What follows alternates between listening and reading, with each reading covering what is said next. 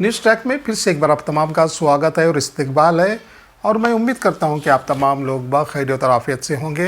देश भर में तो नहीं कह सकते, लेकिन कुछ ऐसे इलाके हैं जहां पे फिर से एक बार नफ़रत की आंधी अपने ज़ोरों पर है और फिर से एक बार एक ही समुदाय, एक ही मज़हब के लोगों के लिए परेशानियां खड़ा कर दे रहे हैं। हादसे का जिक्र हमने पहले अपनी बुलेटिन में कर चुके हैं और वो हादसा था विशालगढ़ में एक मस्जिद पे हमला किया गया था, जहां पे मुक़द्दस किताब की बेरुमती की गई थी और मस्जिद के मीनार को भी तोड़ने की कोशिश की थी और ये तमाम हुआ था एक सियासी रहनुमाई के उकसाने पर। इसके अलावा पूरे भारत में नफ़रत अंगेज़ बयानात का भी सिलसिला जारी है और एक ही मज़हब को वो निशाना बनाते हैं। लेकिन 2014 के बाद नफ़रत अंगेज़ बयानात का सिलसिला बदस्तूर जारी है। तमाम शरंगेज और नफरत अंगेज बयानात पे कोई भी लगाम लगाने के लिए तैयार नहीं है। ऐसा महसूस होता है कि हुकूमत उन तमाम को खुली छूट दे रखी है और पार्लियामेंट हाउस में भी यही हाल है और पार्लियामेंट हाउस में भी एक मुस्लिम एमपी को बुरी तरह से गाली गलौज से नवाजा जाता है। ये कहाँ का इंसाफ है? क्या हुकूमत आंख बंद करके बैठी हुई है?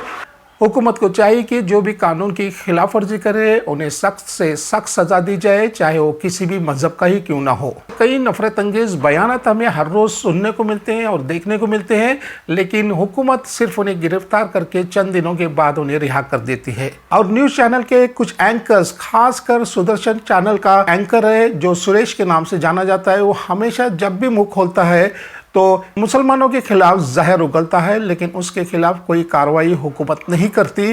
ये देखते हुए हमें ये महसूस हो रहा है कि इन लोगों को पूरी तरह से छूट दी गई है कि आप उनके मज़हब के बारे में कुछ भी कह सकते हैं और हम आपकी हिफाजत करेंगे। लेकिन ऐसा होना तो नहीं चाहिए। हर रोज़ नफ़रत अंगेज़ बयानात और शर अंगेज़ बयानात का सिलसिला जारी है और रुकने का नाम नहीं ले रही। दूसरी तरफ हम देखें तो मुस्लिम रहनुमाओं के बयानात को बड़े गौर और फिक्र से देखा जाता है और इस बात की कोशिश की जाती है कि इनके बयानात में ज़रूर कुछ ऐसा नुक्स निकाला जाए, लेकिन उन बयानात में ऐसी कोई बात तो होती नहीं। लेकिन हुकूमत की नज़र में वो बयानात नफ़रत अंगेज़ होते हैं और शर पसंद होते हैं और कई मज़ाहिब के जज्बात को ठेस पहुँचाने का उन पर इल्ज़ाम लगाया जाता है। इसी तरह का एक केस जनाब मुफ्ती सलमान अजहरी के साथ भी हुआ, जिनके एक बयान को, जिनके एक वाज को हुकूमत ने ये साबित करने की कोशिश कर रही है कि उनके बयानात शरपसंद है और नफ़रत अंगेज़ है। इसीलिए ATS एंटी टेररिस्ट एक्ट ने जनाब मुफ्ती सलमान अजहरी साहब को गिरफ्तार किया गया, लेकिन अदालत ने उन्हें 2 बार रिहाई भी दी, लेकिन तब तक वो जेल में थे। लेकिन फिर से उन पे पासा नाम का एक एक्ट लगाया गया। पासा एक्ट के तहत उन्हें दोबारा गिरफ्तार करके जेल में डाल दिया गया। आखिर पासा कानून क्या है? पासा prevention of anti social activities act है। इसके तहत किसी भी शख्स को अगर उसे रिहाई भी दी गई है, अगर उसे जमानत भी दी गई है, लेकिन इस एक्ट के तहत उसे दोबारा जेल भेजा जा सकता है। मुफ्ती सलमान अजहरी पे भी ये एक्ट लगाया गया है, जिसके तहत आज मुफ्ती सलमान अजहरी जेल में बंद है। इसी सिलसिले में शहर बेलगाम में एक एहतजाजी जुलूस यानी प्रोटेस्ट निकाला गया था। DC कंपाउंड में कई अफराद जमा हुए थे। कई नौजवानों ने मुफ्ती सलमान अजहरी की रिहाई की हिमायत की, मुफ्ती सलमान अजहरी की रिहाई के नारे लगाए और एक मेमोरेंडम भी डिप्टी कमिश्नर ऑफ बेलगाम को दिया गया।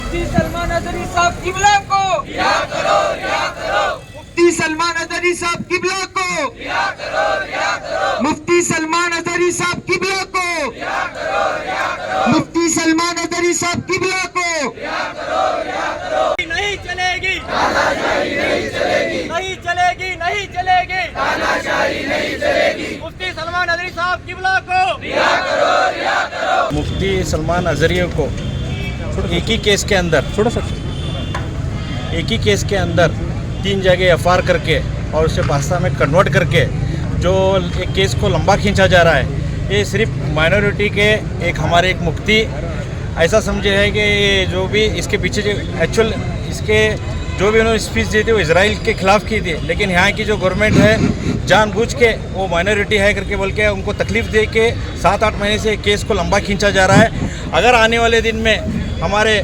मुफ्ती साहब को अगर रिहा नहीं किया जाएगा तो हम लोग सब मिलके यहाँ पे भूख हड़ताल पर बैठेंगे हमारी गवर्नमेंट से, और कानून जो भी ये है उनको जो अलग अलग केसेस डाल के जानबूझ के उनके पे लंबा जो लंबा प्रोसीजर करके उनको जो अंदर डाल के खाली एक माइनॉरिटी है बोल के वो तकलीफ़ दे रहे हैं। क्या इसके पहले क्या इधर स्पीच ऐसी नहीं हुई, लेकिन फिर भी खाली एक मुसलमान है करके बोल के उनको जो तकलीफ़ देने का जो ये सरकार या इसके पीछे जो स्कीम बना के जो ये सरकार और उनके पीछे जो भी ऑफिसर्स है जो कर रहे हैं, ये ठीक नहीं है।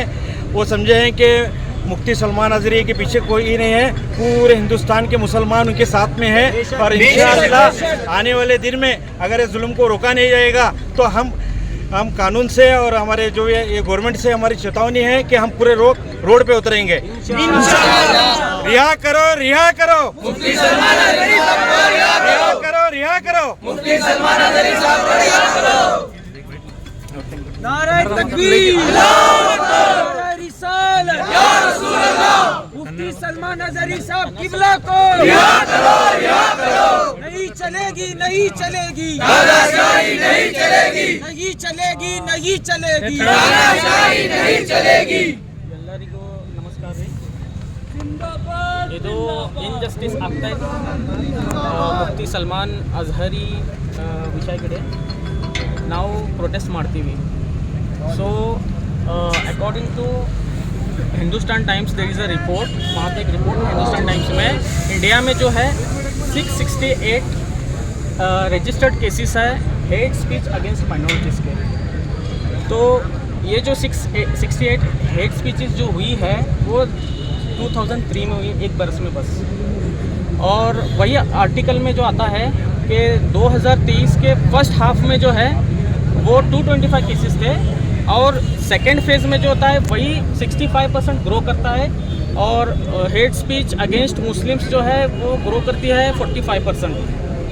तो ये जो है डाटा ये बस इंडिया से नहीं है, बल्कि ये यूएस की एक ऑर्गेनाइजेशन ने ये डाटा को इकट्ठा किया है। तो यहाँ पे किसी के कान नहीं खड़े होते, यहाँ पे किसी को पासा एक्ट नहीं लगता। कितने लोग पासा एक्ट के through hate speech against Muslims के अंदर है। Give me just one example, I want to see that. क्या कोई एक शख्स है जो पासा एक्ट में हेट स्पीच के लिए अंदर जाता है? आप हमारे नबी सल्लल्लाहु अलैहि वसल्लम की खुलकर गुस्ताखी करते हो, हमारे नबी के, हमारे प्रोफेट के शान में कुछ भी बकते हो, लेकिन वो जो है उसमें भी कभी किसी को पासा एक्ट नहीं होता। टीपू सुल्तान रहमतुल्लाह ताला अलैह की वो बात होती है, जो कि मुस्लिम लीडर्स हो, एज अ रिलीजन हो या कुरान हो, ताकि कुरान को जलाने का भी अटेम्प्ट होता है। तो ये क्या हेट स्पीच के अंडर नहीं आता? क्या कॉन्स्टिट्यूशन में हेट स्पीच का डेफिनेशन अलग है और हमारे लिए अलग है? तो हमारा आज इतने महीनों के बाद जो आना है, यानी हम पहला वेट किए, हम इसलिए वेट किए क्योंकि पहले जो उनकी डिटेंशन हुई मुफ्ती सलमान अज़हरी की, ठीक है चलो कानून को अपना काम करने दो, हमने 6-7 महीने वेट किया। और कितना वेट करें यार? मुफ्ती सलमान अज़हरी को जेल से कब्र तक पहुंचा दे, कितना वेट करें? वहाँ पे मुफ्ती सलमान अज़हरी की तबीयत बहुत अलील होती है जेल के अंदर, उनको जो है हेल्थ इश्यूज़ है, ठीक है। अब ये जो केस जो है वो एक स्पेशल केस की तरह आपको देखना पड़ेगा। मैं कर्नाटका गवर्नमेंट से भी अर्ज करूँगा, जो रूलिंग बीजेपी गवर्नमेंट जो गुजरात स्टेट में जो काम कर रही है, वहाँ उनका काम करने का तरीका बिल्कुल भी बायस्ड नज़र आ रहा है अगेंस्ट मुस्लिम्स। तो हमारी कर्नाटका गवर्नमेंट से यही डिमांड है कि सलमान अज़हरी चूँकि कर्नाटका से ही आते हैं, हुगली शहर से, उनके लिए स्पेशल कुछ ऐसा उनके जस्टिस के लिए काम करे कि मुफ्ती सलमान अज़हरी जो है वो जल्द से जल्द अपने नॉर्मल लाइफ में आ जाए। न्यूज़ ट्रैक में खबरों का सिलसिला जारी है और हम उम्मीद करते हैं कि हमारा न्यूज़ ट्रैक आपको पसंद आ रहा होगा। अब अपना ख्याल रखिए। खुदा हाफिज़।